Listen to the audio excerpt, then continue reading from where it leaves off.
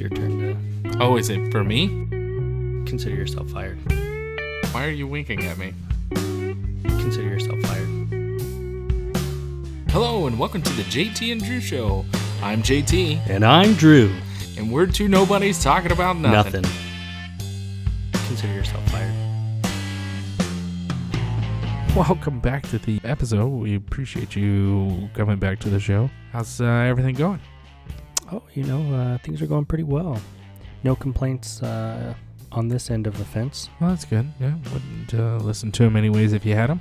Is that politically correct? Politically correct? Can I say fence? You can say fence, yeah. I cannot. Oh, okay. I couldn't remember. Yeah. What it is. It's hard to keep up. No, I think you can say fence, but you can't say wall. Oh, wall is the buzzword. Yeah, wall is the buzzword. Yikes. Yeah. So, hey, got another couple topics for you, bud. Okay. Pretty interesting on these. First one, I kind of want to talk about vacation spots. You know, where you've been. Oh, yeah. Where you'd like to go. Oh, yeah. I know. Who doesn't? Yeah, sure. And what else you got? Yeah, the next one's kind of a touchy subject, but one I'd really like to get your opinion on, mainly because you have kind of like a personal experience, but Will color me intrigued. kind of how we pulled out of Afghanistan. Kind of like to get your thoughts on how does that make our country look. Kind of would like to discuss what the mainstream media has been saying lately, and then again how does it make you feel what we did, the way we did it. Okay, yeah, these are definitely some interesting topics for this episode, and can't wait to jump in. Great, man. I picked them just for me. All right. That's what I'm talking about. Let's get into this. All right, let's do it. All right, cool, yeah. So let's talk about vacations. Yeah, man. Where we've been, where we would like to go, maybe some of the best places we've stayed at or that we would recommend. Yeah, you want to go ahead and start us off? Yeah, I sure can. I'm poor. Don't go on vacations. Go ahead. All right, next topic. No, I try to do vacations every now and again. I was trying to do it like once a year, but then Rona happened, and that definitely didn't go the way I wanted it to. Yeah, threw a kink in a lot of folks' plans. Oh, yeah. So the last one we went on was 2019, was Paladero. As far as like vacation, like we stayed there and whatnot. I mean, we've taken day trips before. Just stayed in Texas, but Paladero up around Amarillo. And for everyone everyone listening in doesn't know what that is, that's Texas's Grand Canyon. I tell you what, beautiful. Really? Oh my gosh. I mean, I've been to the Grand Canyon too, and it's nice, but I guess being old and appreciating things more, this was really nice. Really nice. Not as big, obviously. It's a small park, but you drive down into the canyon just to see things, cool. And they have shows and whatnot. Everything was closed when we were there, but real nice. Can you do like self-guided stuff or? Oh yeah. They have trails that you can walk on. Like if hiking's your thing, that's pretty much what it's gonna be. Is you'll drive to a destination, kind of pull off in their little pull-off part of the road, and then you're gonna have to hike to wherever it is that you've got to see. At the front gate, they give you a map of everything, and I'm not sure, but when we went and the last time I called and checked, you had to make a reservation to go because they have to limit the park and the people that get in there. But they hand you a map of everything that you can see, and then you start driving down into the park, and I guess it's like, I don't even think it's like a quarter of a mile in from the gate, they have like a little gift shop, and from that gift shop they have like trails that you can walk down, and they have old houses and like from the days of the Old West. Like the pioneer days and whatnot. Yeah, pioneer days. I was gonna say Manifest Destiny, but I think it was way after that. But it looks like it was stuff before Texas became its own country. Oh, wow. So, I mean, it's old. It's real old. But then you drive down a little further more and you get into the actual park. And, God, it's beautiful. Funny story, because I'm full of them. We had went into the actual shop, gift shop of the actual of the park, and had gotten lunch, and it was just my two kids and I. It was just us. We went out there and just having a fun time, just kind of looking at the stuff and eating lunch and whatnot. And we decided to take this trail, and I think it's called the Comanche Trail. But we didn't know that it was, I think it was 3 miles. It was a 3-mile hike. But then you had to jump on another 2.5 miles to get back to another 1 mile to get back to where we had started.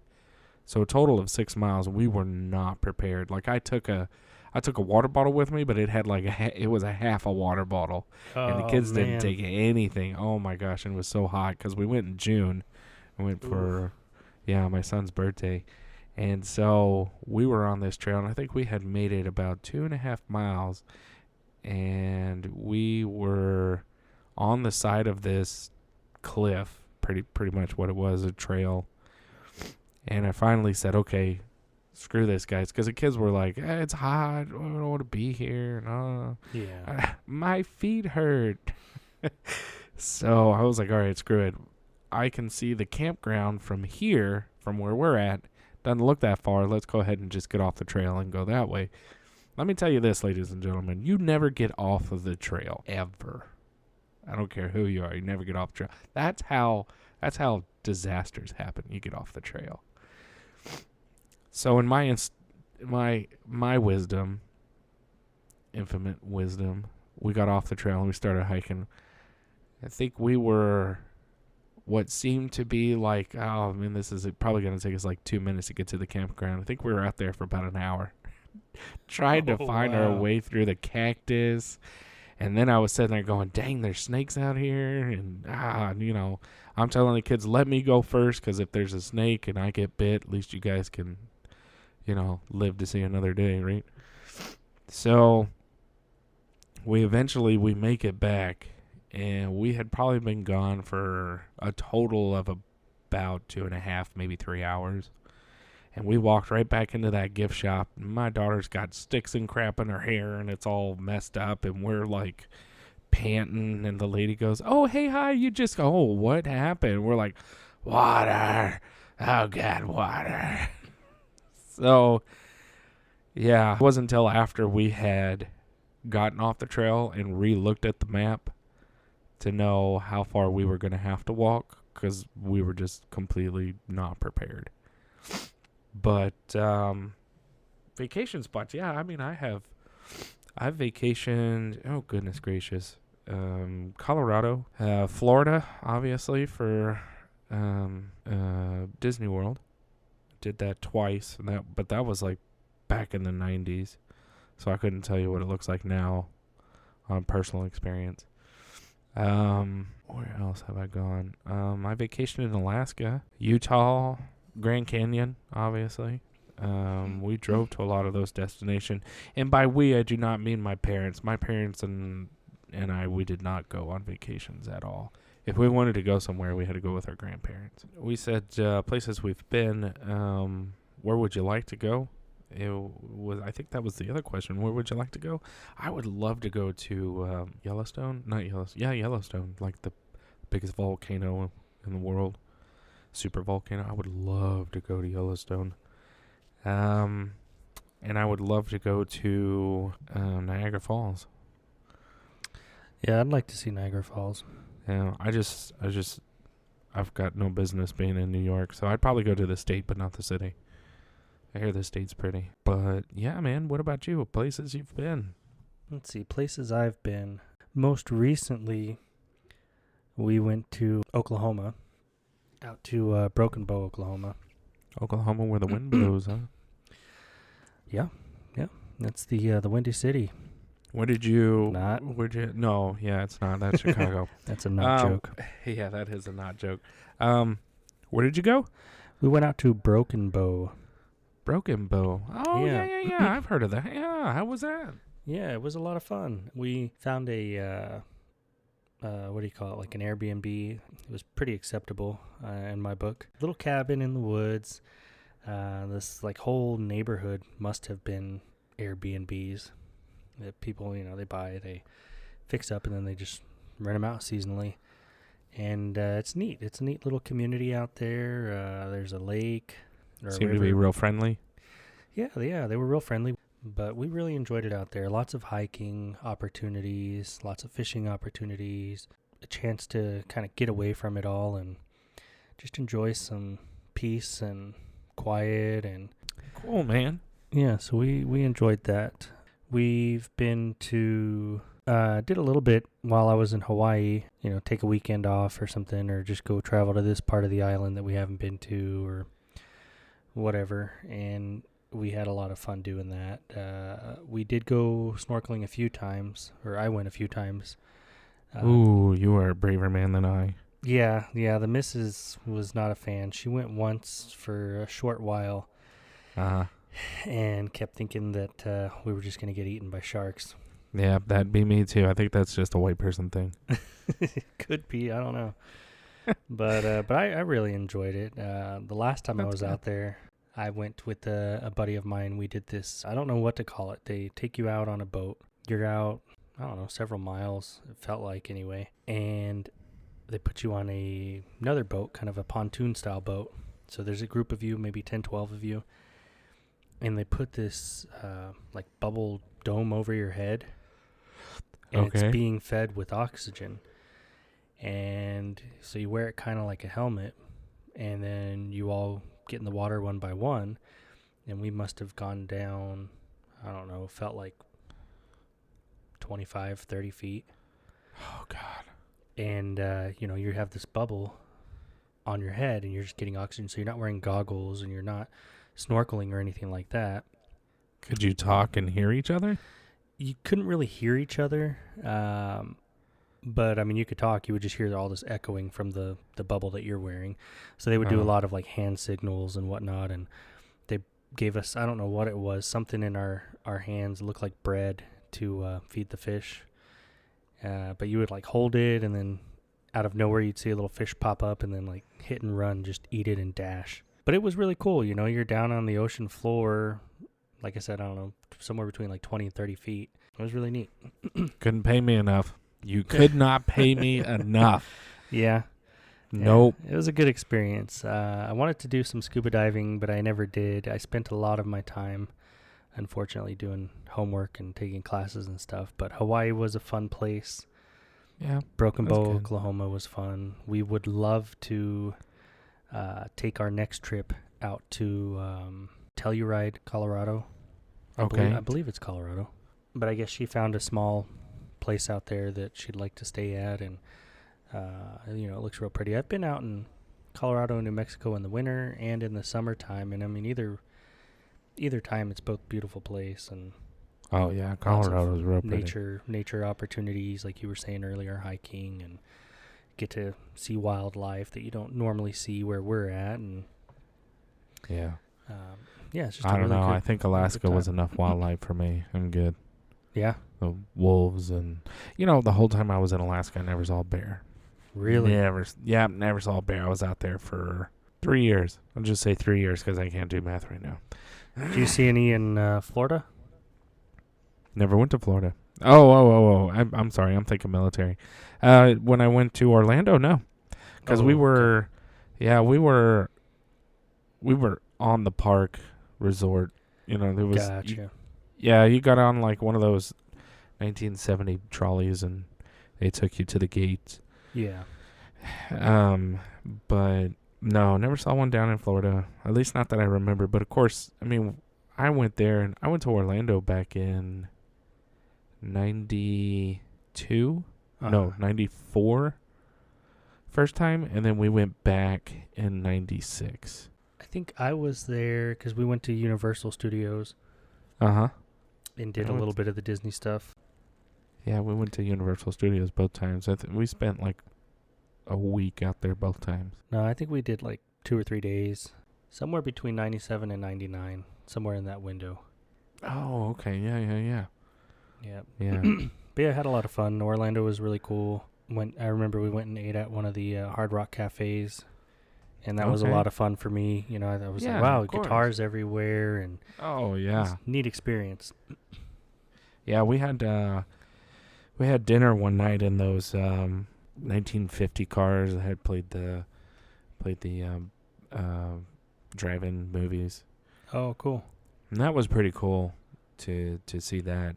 Yeah. Of course, I'm sitting there going, oh, God, these cars are so old and, you know, because I'm a kid, you know. Not appreciating it as much. No, not at all. And I remember my dad going, wow, really? This is old? This was around when I was a kid. And now you're saying that. Oh, my God. You know, I was just saying that maybe an hour or two ago to one of my kids, you know. Oh, like, really? Oh, that's so old. No, it's not. It was around when I was a kid. That's so old. Your mom's old. Yeah, I know.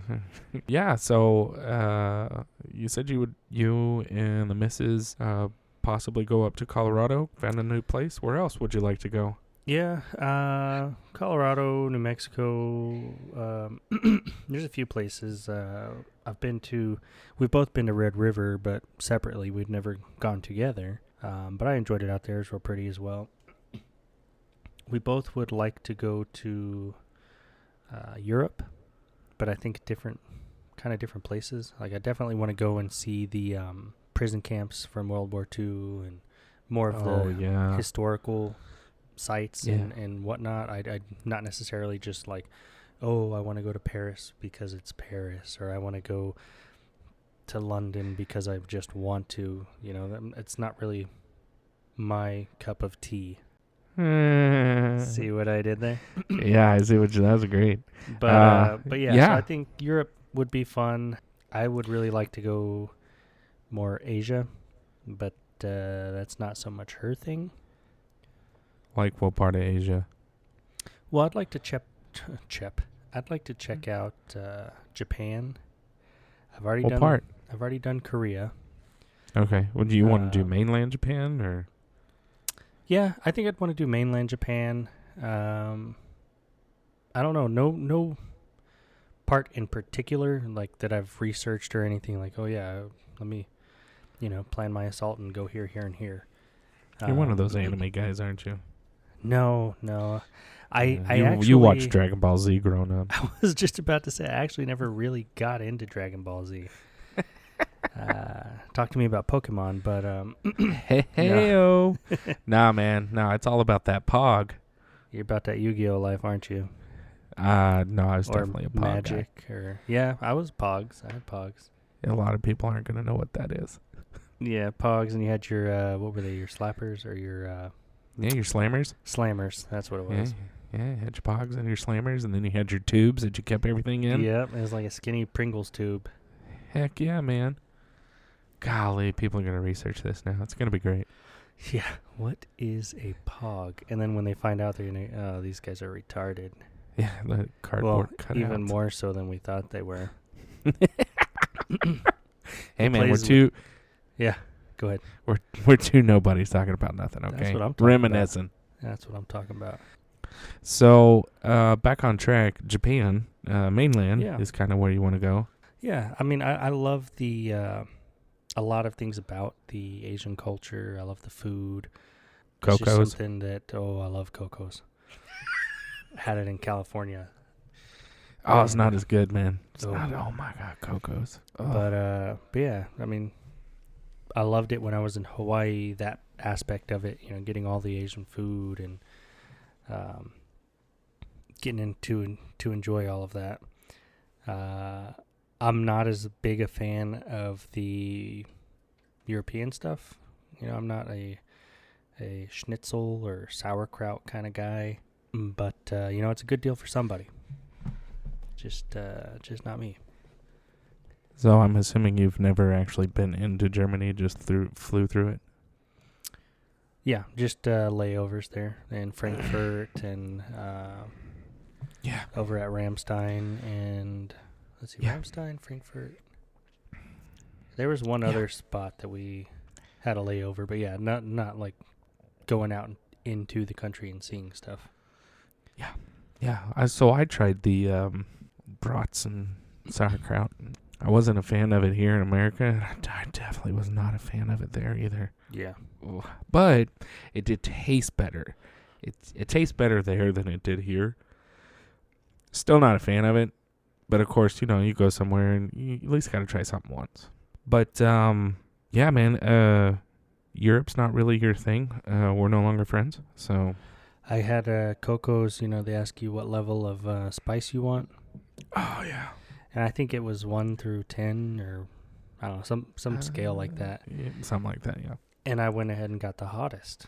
Okay. Because you're they offer you something hot. Be a man. Not this guy. I know my limits. And let's just say my rear end. Did you even taste the food? Dude, I was sweating, but I couldn't stop eating it. And then it was a challenge that I made to myself, like while I ordered it. I gotta eat it. It's so good that I can't feel my tongue anymore. Your mom popped in your head, didn't she? Where she was like, "You're not supposed to waste this." Yeah. Well, I'll just tell you, my butt very much resembled the Japanese flag afterward. I know what you're talking about. Yeah. No, when I went there, they were like, "Oh, you want hot?" And I said, "No, I don't. I don't want hot at all." I was like, "Give me the one with no hot." Honey, why are you so offended? Like the no hot. Like I want to enjoy this food. I don't want to start screaming Indian music at the end of the night. I still got to go sleep in a tent. Well, Well, I had that experience when I was in Hawaii. I went to this ramen restaurant, and some of the Asian restaurants, they put those little jars. They have like hot mustard or red chili sauce or or they have like the tiny little spoons. Yeah, with this pistachio ice cream. Similar, yeah. Except I think that's Thai. But anyway, so I get this ramen soup. It's got chicken and stuff in it, and yeah, it's pretty good. Is that what they call pho? No, pho is pho. Ramen's ramen. Whatever. Yeah, I don't know. And I see the red chili sauce, and I see the little spoon, and I must have put, I don't know, 2 or 3 little spoonfuls. Give it a taste. Yeah, okay, it's pretty good. It's a little spicy.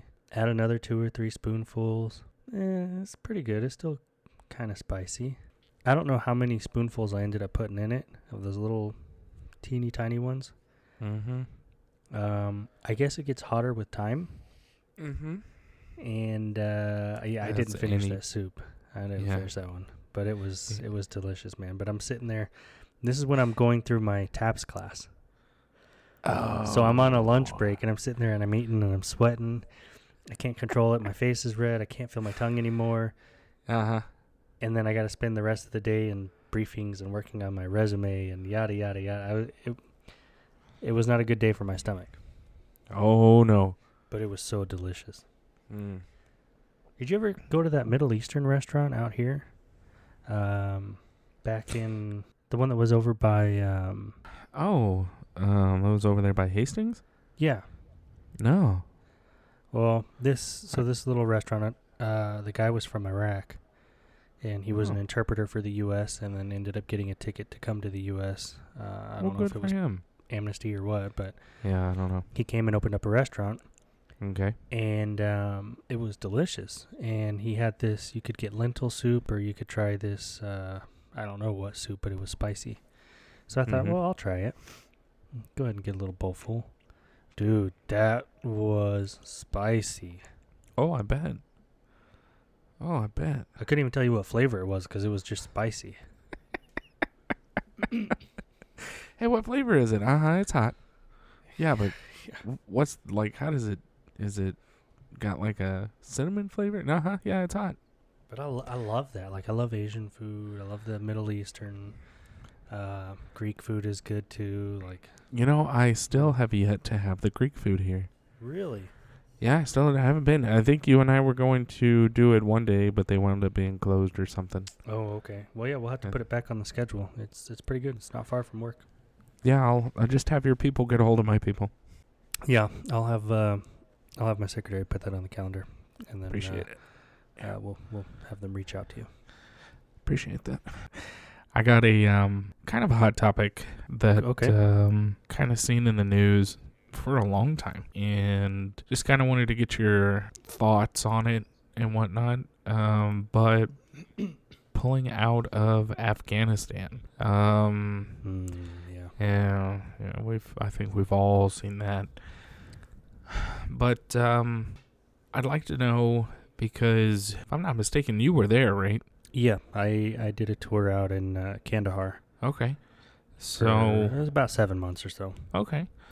So you have a personal experience there. Unfortunately, I never did make it. I really wanted to, but I never did. But I kind of want to go over how is this going to make our country look, or how does this make our country look in the eyes of the world? Our opinion, your opinion, my opinion. And then I kind of want to go over what the media says. And then lastly, because I know it is personal for you, I just kind of want to get your opinion, how does this make you feel overall? Yeah, definitely. Let's talk about how do you think this is going to make our country look? I think right out the gate, without any super digging, if you will, without any extensive research or anything, just seeing what you see on the TV or read in the papers, it looks like a humanitarian crisis. It looks like we went in there, and again, this is just kind of the 30,000 foot view, right? Looks like we went in there, pulled all the military out, and then went, oh, hey, yeah, let's go ahead and clean this up while we're at it too. Right. It doesn't look like there was a whole lot of thought that went into it, and I'm sure there was some, right? It doesn't look like it, but yeah, I'm sure there was. I don't want to believe that decisions being made at that at that level would be made hastily or without, extensive operation planning and intelligence briefings and basically all these puzzle pieces coming together to make a sound decision. I don't necessarily think that, that this would have happened perfectly in any means, because, I don't think, going into a mission that you always, hey, this is the perfect plan and it goes off without a hitch. But you also plan and you prepare for those hitches and those speed bumps, and you have contingency plans and, okay, hey, if this happens, this is how we're going to react, or this is what we're going to do. Right. As far as anybody goes, not just military or anything, but you always have a plan A and a plan B and a plan C, and you always try to come up with what's going to go wrong, and you're constantly trying to figure out how things are going to play out, worst case scenario, right. Best case scenario. And that's with any entity. That's not just the military. That's not just this. But it doesn't seem like there was a plan B. It's just plan A, and we're just going to go ahead and go with this. And, oh, no, this happened. I don't know. Stick to plan A. I don't know. And I know a lot of times that information is not released to the public, at least not in the moment, because there are security risks, and we don't always have a need to know in the moment.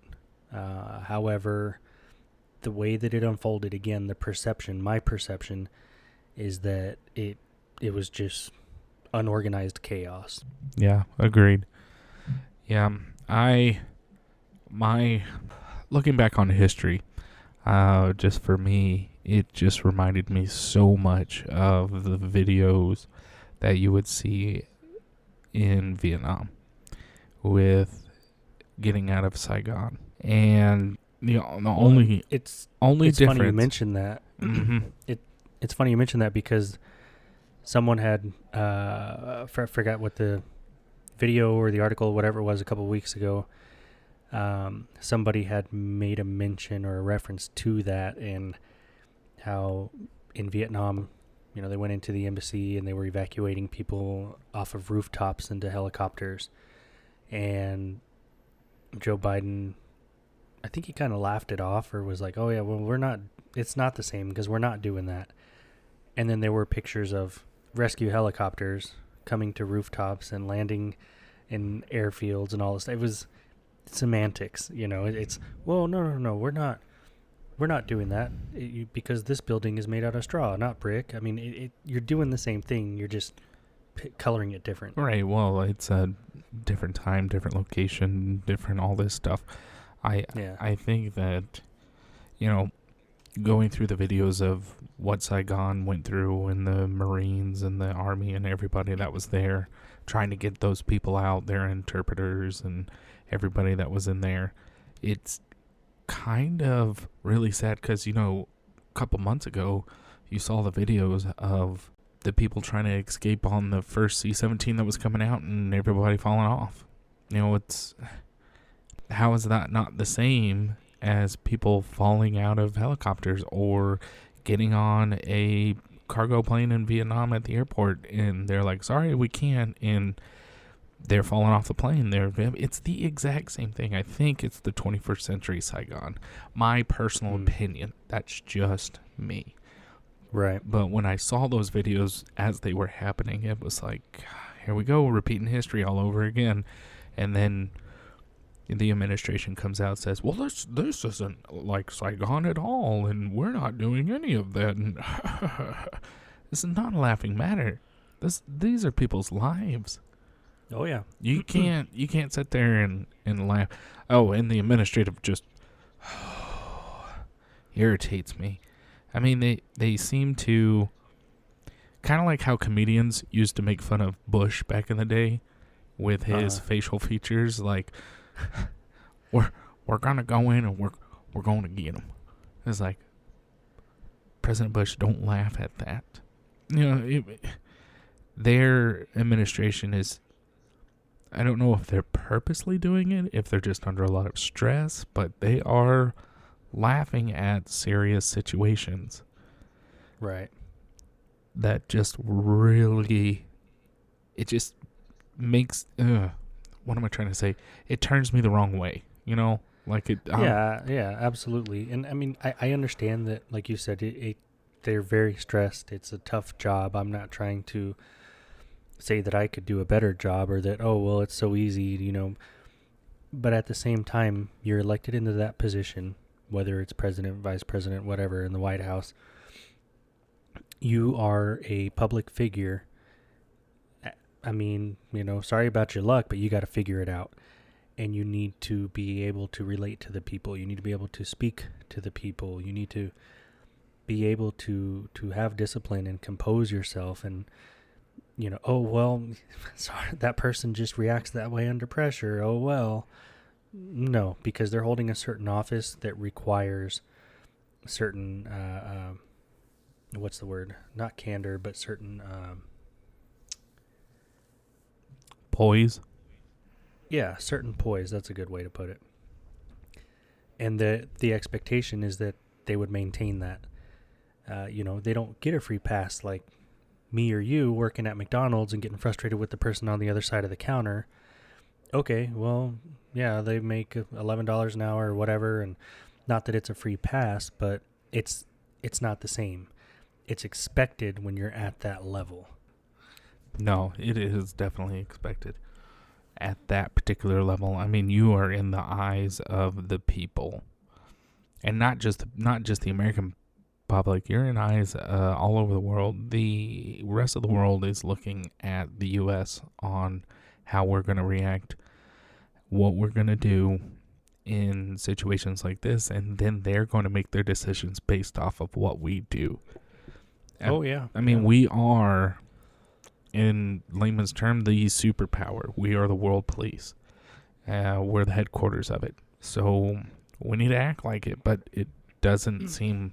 And I'm not trying to say that, oh, I'm 100% Republican and I'm on the right and blah, blah, blah. But it just doesn't seem like this administration has done anything that I would accept, any administration, Republican, Democrat, any of them, as the correct way of doing things. Now, everybody's going to have their own opinion about how things get done. Right. But the end goal is supposed to be minimum lives. Ultimately, you want nobody to get hurt. You want to get out as many people as you can if they're vetted, if they're cleared to come. But well, another thing that gets me with that is Joe Biden.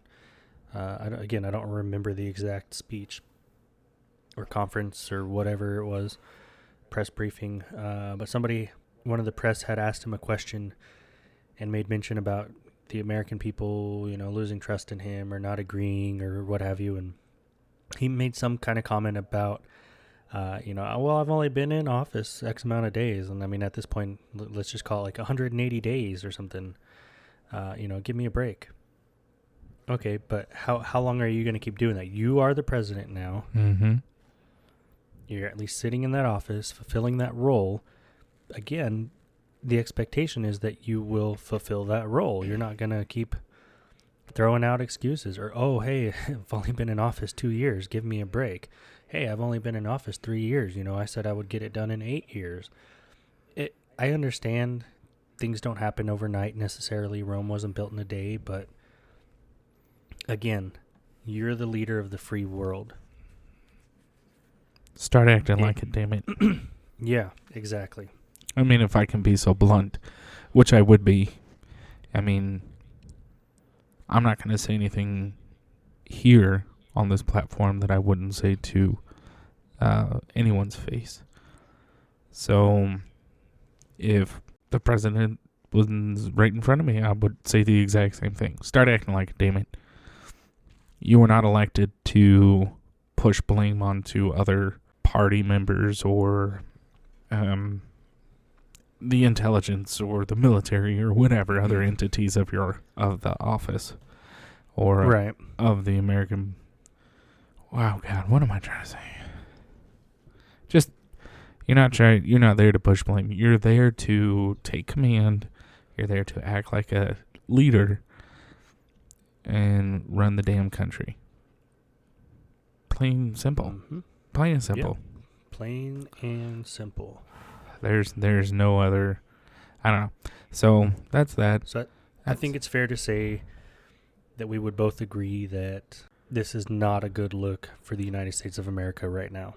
No. Yeah, we're back in, the 60s. Currently. We're the 21st century of Vietnam. Long war. Okay. Got out quick. Attempted to try to help. Didn't work. Everyone fell. So here we go. So it's kind of interesting to say all this stuff. And we've quoted some things that we've seen or read or whatnot. But I kind of really want to get into what is the media saying. Sure. We gave our opinions. We're just two nobodies, right? We gave our opinions. Yep. But what is the mass media saying to the American public? And why would the public have the certain options or certain ideas that would make them say, hey, Joe Biden's the best, or oh, Joe Biden's not really doing anything that he should or shouldn't be doing? So I kind of like to dig into some articles. Yeah, let's do it. I got one here. And you know a lot more about this than I do. I mean, you've researched this, oh goodness, a lot more extensively than I have. So, kind of give your interpretation on the CNN post that was like 1 September. It's been a while. Yeah, so this post, it was, again, from CNN, 1 September. I forgot the author's name, but it's on their website, so feel free to go check it out if you're interested. Do you remember what the title of it was? I don't. I meant to save it, and I totally didn't. But I'm sure if you go to the CNN website, or even just any search engine, Google or what have you, and type in CNN 1 September 21, I'm sure it would show up with those articles. Yeah, I'm sure you kind of want to title it like U.S. withdrawal, something, Afghanistan. Right. If you're curious. So on here, it says, with the U.S. withdrawal from Afghanistan officially complete, the White House is set to begin the difficult process of reviewing the chaotic and deadly evacuation operation. And it goes on to say, after Kabul fell to the Taliban, forcing Biden officials to confront how they got things wrong in Afghanistan and ramping up the blame game inside the administration. I think... Okay. Oh, go ahead. No, go ahead. I think it's refreshing in a way. Not refreshing to read this. This is bad news. I don't think anybody enjoys reading this stuff. But I think it's refreshing to see that the media sometimes, this is CNN, are what seems to be reporting a little bit more objectively, and they're not just pouring it with, a bunch of bias and trying to, hey, no, the president didn't do anything wrong. They're just reporting it. So I do appreciate that from them on this particular article. That's rare from CNN. Right, and that's why I'm saying that, they could take the bias that they did like with President Trump and, just put Biden on a pedestal if they so chose. Right, but, I mean, the next, I guess, paragraph down or whatnot, the White House has publicly blamed many external factors of the chaos, including the president, the former president, Donald Trump, February 2020, deal with the Taliban and the Afghan security forces themselves. I mean, so just that little blurb right there just says that well, it's not me. I mean, it was the last guy that did something wrong. Right. He's taking the blame off of himself and, like it said before, ramping up the blame game within the administration. Right. And it's interesting to see, it's like they're in a pressure cooker and, who's going to pop first. And with him blaming the previous administration for a deal that they made, well, dude, this is your administration now. Let's deal with now and the future. You're the guy in the office now. You're making policies. You're making decisions. This is your show. And it goes on to say that the White House State Department officials have grumbled about why they are getting the bulk of the blame rather than the intelligence community, which they say failed to predict just how quickly Kabul would fall. So here you have, painting the picture, you have Joe Biden blaming President Trump. You have the White House and State Department blaming the intelligence community. When they say poop rolls downhill, I mean, that's exactly what's happening here. Right. It wasn't me, it was you. No, it wasn't me, it was this person. No, it wasn't me, it was them over there. Yeah, but didn't the intelligence come out like a few weeks later saying, we told you guys it was going to fall within weeks, and what is it? Some general was like, well, we didn't really know it would be 11 days, and they came back and were like, weeks! 11 days is more than 1 week. Oh, yeah, yep, you're spot on with that. Republican Mike Rogers of Alabama, the top Republican on the House and Armed Services Committee, told CNN that everything that's happening in Afghanistan right now lays solely at the feet of Joe Biden. Quote, he made the final decision. He's the reason why we left the way we left, end quote. Well, that's just Republicans and Democrats just bickering at this point. Yeah. In the article. But it goes on to prove that point that, hey, yeah, dude, you're the one in the hot seat. Oh, yeah. No, yeah. I'm not saying that it's not a big deal. Another thing I found in the article that was kind of interesting to me, and I'm sure it happens on both sides of the aisle. I'm not just calling out one side, but it says that amid the intensified scrutiny, the White House has in recent days been phoning Democratic lawmakers, including the chairman of the Senate Intelligence Committee, Senator Mark Warner of Virginia, and urging them to publicly defend the administration's response. So pretty much like, hey, can you get our back on this one? Yeah, hey, will you to help defend us and say that we did the right thing? Yeah, I'm sure that happens on both sides, but dear God, come on, man. I don't know, man. So you get that reporting from CNN. Oh yeah. That's that.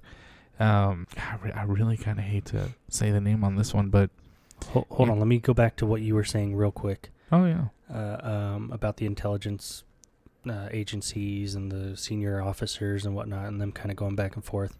So one senior intelligence official noted that a rapid Taliban takeover was consistently presented to policymakers as a real possibility.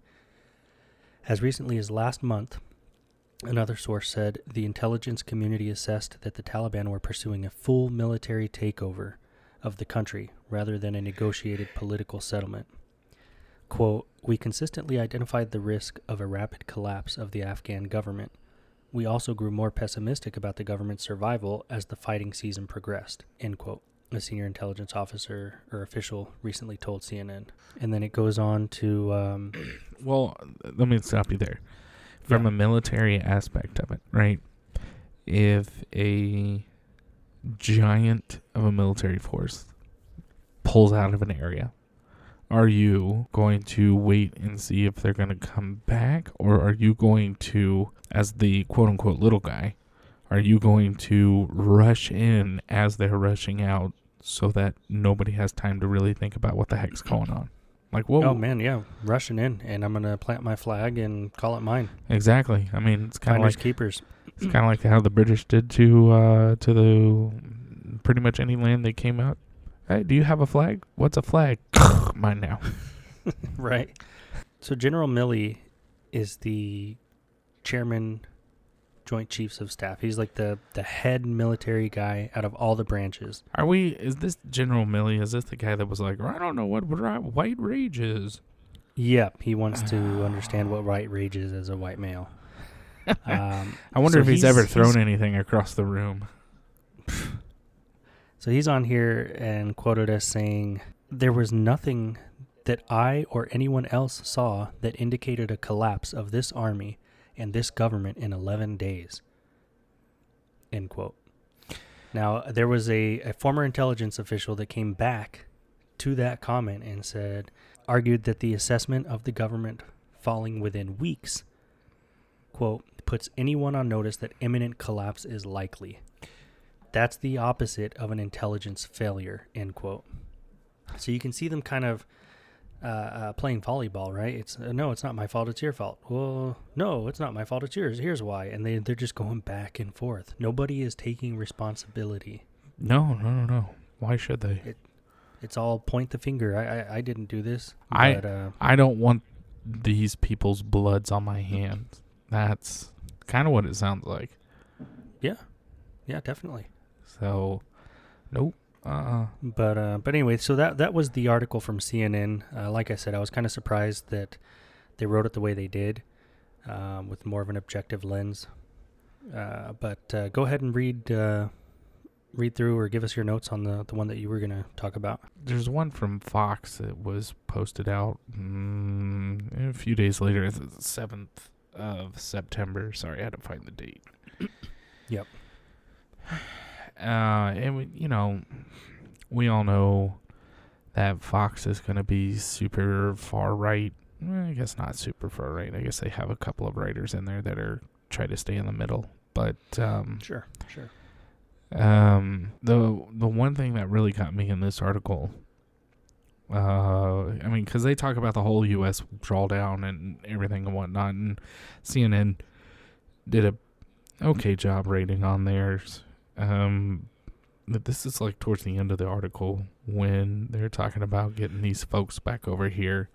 The Afghanis said, the White House also said Afghans would be tested for COVID-19 upon arrival in the U.S. and offered vaccines. What? That's my... Like, I know we're not... Yeah, I know this is an easy rabbit trail to go down. I get... Oh, God. Let me back up out of this hole. Come on, cut out. Let me back up out of this hole. Do you think, with everything that's gone on with the Taliban in the U.S. and how the U.S. is negotiating with the Taliban on everything, do you think that ISIS-K and the Taliban are in cahoots? I think that on paper it says they are in cahoots. I have not done extensive research to show any kind of history that puts them at odds with each other. What I did find interesting was, as the Taliban was taking over or retaking over, reclaiming more and more of Afghanistan, that they released a whole bunch of these ISIS-K terrorists, apparently, that were being held by either the Afghan government or whoever.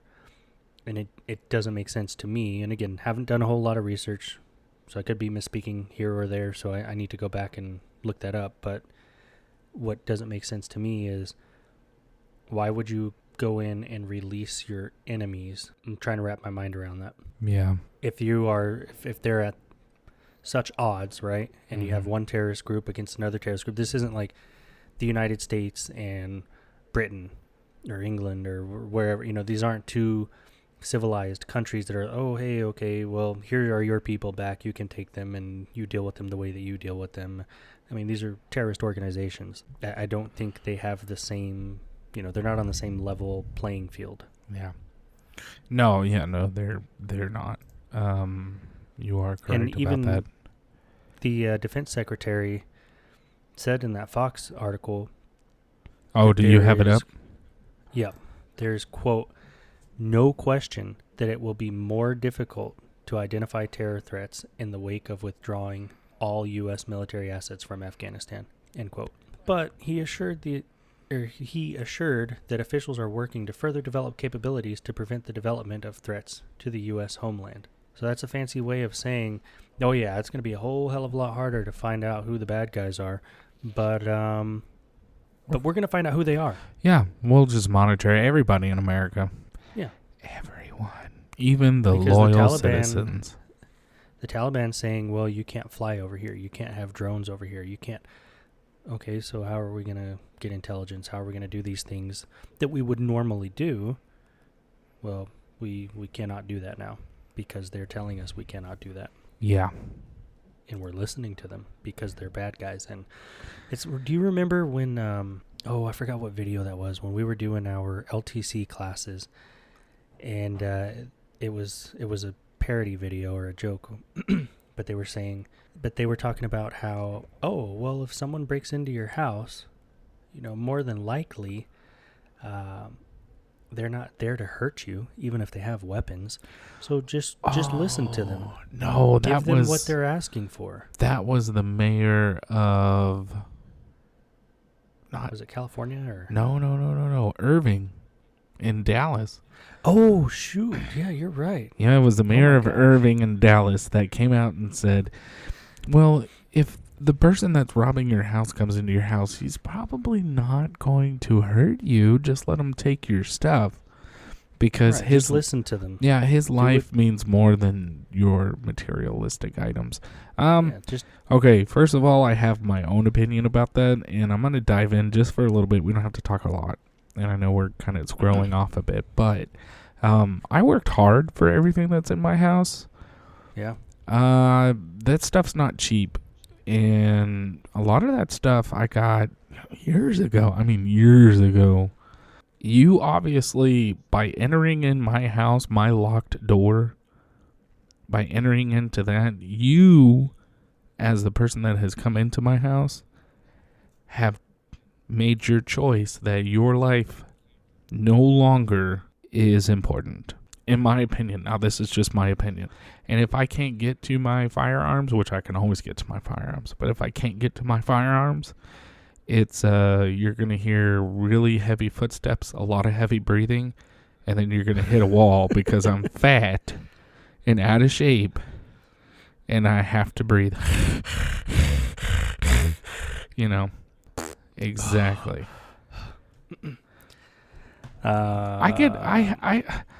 I'm a heavy breathing even when I'm popping off the toilet, Golly. So all that to say, I got you some gold right there. We're just listening to the bad guys. We're listening to the terrorists as a country, and they're making the rules, and we are playing by them instead of... I'm not listening to nobody, and I don't understand why this government's listening to these folks. We're not here to make you feel better. This is not what America is. America is not here to, did we hurt your feelings? Oh, okay, well, we're going to go ahead and just make it all better. Where did we go wrong? I mean, did we not beat our kids enough? Because I don't know about you, but I got my ass whooped just for looking at something at the store. Right, but it's 2021 now, bro. Like No. My background and my ass whoopings reflect the person that I am today. Right, but they don't want more of those people. They want more people that they can control. They want people who got put into timeout. Well, not even that. They just want people that, got asked, hey, if you don't do this, would it be okay if I restrict your electronics for 10 minutes? No, you don't like that idea? Okay, well, just please don't do that, if you wouldn't mind. Times is different, I guess. So the article goes on. The Fox article, Fox News, goes on to say that top Pentagon officials said that it is, quote, possible, end quote, that the U.S. will work with the Taliban against ISIS-K in Afghanistan, while warning that the Taliban are a ruthless group from the past. Again, quoting General Mark Milley. Very interesting that you have the top military official in the whole United States of America, a guy that has the president's ear. The guy who doesn't know what white rage is. Right. Still cracks me up, man. And he's saying that, well, yeah, it's possible that we'll work with the Taliban in the future, even though from my own personal experience, they're a ruthless group that can't be trusted. But, maybe they can change. Who knows? We don't know yet. Yeah, we don't know. Okay. So we heard two sides of the media aspect, right? So how, and I'm really intrigued on your perspective, but serving in Afghanistan, how does this make you feel that we did everything the way we did? I mean, I know we're going to be, I'm upset and whatnot, but how, because you were there. You had a mission. You were there. Sure. And yeah, I think... How does that make you feel? Well, from my own experience, I did not go outside the wire, which means, I was not out in the streets hunting down bad guys and that kind of thing. Right. That being said, I was still there in Kandahar on the airfield, getting mortared a whole bunch of times, and that was, made for a very interesting experience. I definitely don't think that this war should last forever and just be, my great-grandkids are still going to Afghanistan because that's a new place to go and keep the peace. I agree with the mission of, training their people up and kind of handing the baton over and letting them do what they need to do. However, I think the way that it was done was done in haste. It was just done very rapidly, quickly. Again, the perception being that there's no rhyme or reason to this. We're just going in and leaving. And then, let's go back and take some more people out. The people that want to leave, as they would say. I think that allowing the Taliban to regain so much so quickly at all kind of makes it feel like those that have died out there and given, the ultimate sacrifice kind of did so in vain. Because it's like, they're fighting out there. They're liberating these people. They're helping them do X, Y, and Z, whatever their job is. And now we just kind of said, okay, well, you can have it back. We're leaving. Yeah. And thanks for the 20-year party. Say again? Said thanks for the 20-year party. Yeah. Yeah, and I knew a guy when I was stationed out there that got forward deployed to Afghanistan, and he was an EOD technician. And I got to hang out with him and a couple of the other guys. I was friends with one of them from a previous assignment when we were in Korea together. So it was neat, getting to meet up with them. We went to the little, like the little common area on base. Yeah. We were all sitting, hanging out and whatnot, and then he got forward deployed. and found out like a week later we had a memorial service for him because he had got blown up. And he had left a wife and like 2 or 3 children. You know, it was just very, very sad. It was like I was just sitting with that guy 2 weeks ago and we were talking. Oh, God, I bet that was an eye-opener for you. Oh, yeah, it definitely was. And to know that, you know, his situation and many like his and their families and loved ones are going through a rough time right now because, again, it's, hey, here you go, you can have it back. Yeah. We're done. We don't want to be here anymore. You know, this isn't a forever war. This isn't our fight to fight anymore. These people should handle it, and if they don't, oh well, then what were we there for in the first place? Yeah. If that's the case, we could bring some of them over here and train them, or send, you know, a team over there to be trainers or whatever the case.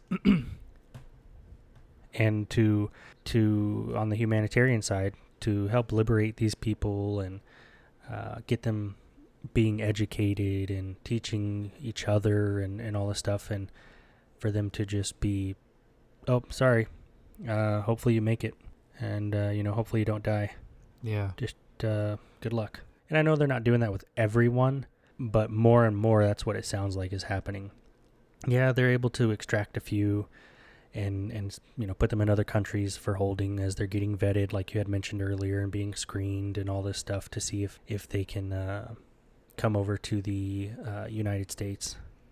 But I was reading in that article that the ones that don't pass that vetting process, they go to some other country, but they can only stay in that country for 1 year. That's the agreement that the U.S. has made with them. Hey, we can't take these people in the United States. They don't pass our screening process. Okay, they can go stay over there for a year, but then what? There's no plan after that. Well, So is it, that country, sorry, you got to go back to the Taliban, you know? Yeah, I was going to say, I bet that country is probably just going to push them back to theirs. And good luck getting off the airplane. Yeah. So, although I don't have, again, you know, direct combat experience over there in that country, it is a little disheartening to know that, okay, yeah, I did my own time out there, and it, again, seems like it's all for naught, in the sense that we just, here you go, you can have it back. Yeah. Okay, then why did we have to lose over 3,000 service members in the past 20 years? Yeah. Why did we have to do any of this stuff? Why have families been torn apart because their spouses are having to deploy multiple times, or they get deployed and they get killed in action? Yeah. Or, you know, just all these things kind of make you want to go to the big government and, hey, this is all your fault. If you need to be responsible for it.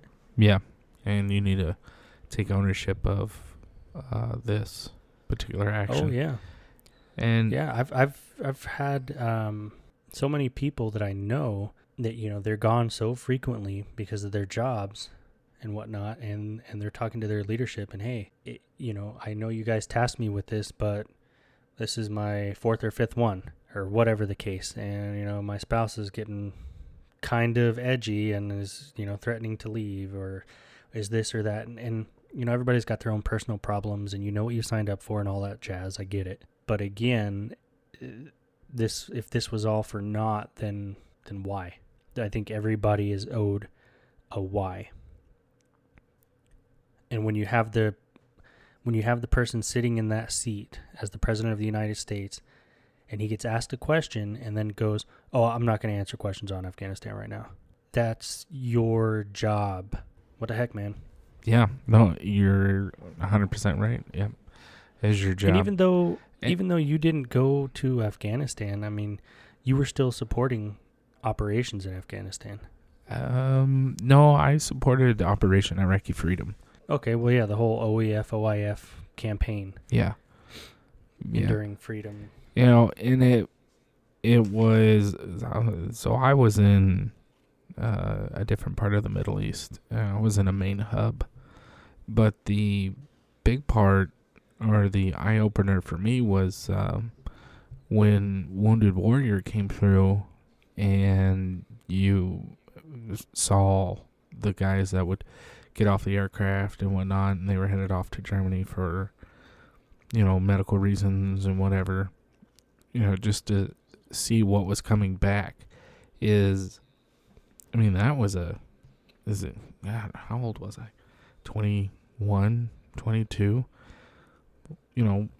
looking at people missing arms or in wheelchairs. And that's like, holy crap. That's crazy. Oh, yeah. But, I raised my right hand to go out and do that. And would definitely 100% go out and do it again if I'm needed. 100% would. There's no doubt in my mind that if my country calls or if they need me right now today, I would make sure that my family's taken care of. And I would make sure that everything was in order just in case anything happens to me. But 100% stepping on that plane, going out, fighting for my country again. Because that's just who I am. Yeah, they are owed an explanation. And I'm not blaming the current administration like, oh, hey, this is all your fault. No.